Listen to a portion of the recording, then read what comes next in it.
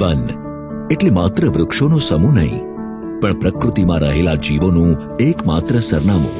અહીં ખળખળ વહેતા ઝરણા એ જંગલોની જીવાદોરી છે. ગગનચુંબી વૃક્ષોની ઘટાઓ સૂર્યના તાપને ખાળતી કુદરતી છત્રછાયા છે. વૃક્ષની ડાળીએ ગૂંજતો પક્ષીઓનો કલરવ એ સૃષ્ટિનું સૌથી અદમ્ય સંગીત છે.